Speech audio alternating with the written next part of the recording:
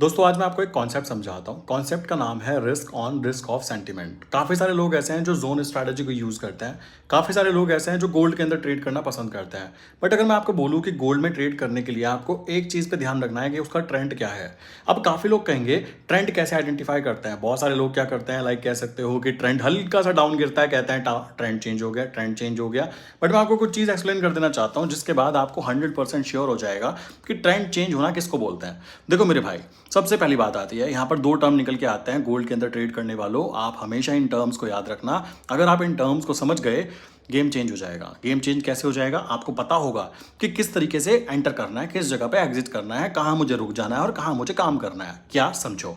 पहली कंडीशन क्या है, इसको बोलते हैं रिस्क ऑन सेंटिमेंट। अब रिस्क ऑन सेंटिमेंट क्या है, दूसरा क्या है, रिस्क ऑफ सेंटिमेंट। देखिए दोस्तों, मैं आपको एक चीज़ एक्सप्लेन कर देना चाहता हूँ। बहुत सारे लोग ऐसे हैं ना, जिन लोगों को बहुत ज़्यादा पैनिक कंडीशन होती है कि गोल्ड के अंदर ट्रेंड चेंज हो जाएगा, 2008 में क्या हुआ था, 2011 में क्या हुआ था।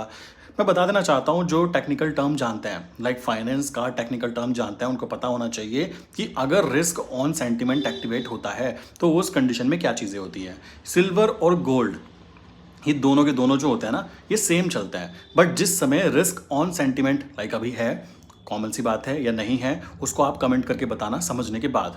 देखो अभी क्या है, अभी अगर सिल्वर और गोल्ड की बात करूँ तो दोनों एक साथ चलते हैं, ठीक।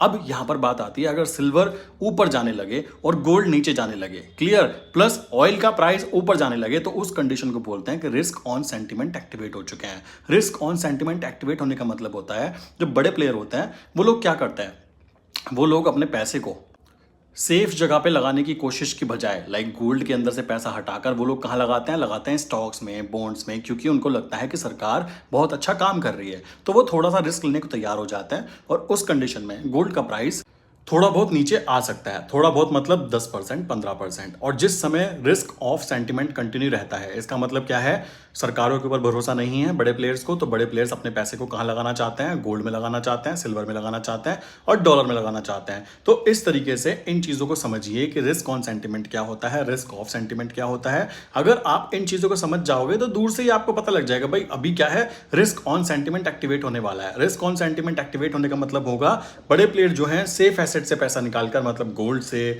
लाइक डॉलर से पैसा निकालकर कहाँ लगाएंगे, दुनिया भर की स्टॉक मार्केट में। बिकॉज वो सोचेंगे कि स्टॉक मार्केट बहुत अच्छा रिजल्ट देंगी देश की इकोनॉमी की रिजल्ट्स को देखते हुए। आई विश यहां तक की बातें क्लियर हो गई होंगी। अब मुझे कमेंट करके बताइए कि अभी के टाइम पर रिस्क ऑन सेंटिमेंट एक्टिवेट है या रिस्क ऑफ सेंटिमेंट एक्टिवेट है। गोल्ड का ट्रेंड अभी अप है और अप ही रहने वाला है, तो इसका मतलब क्या होगा, कौन सा ट्रेंड एक्टिवेट है, कमेंट करके जरूर बताना। आई विश यहां तक की बातें क्लियर हो गई होंगी।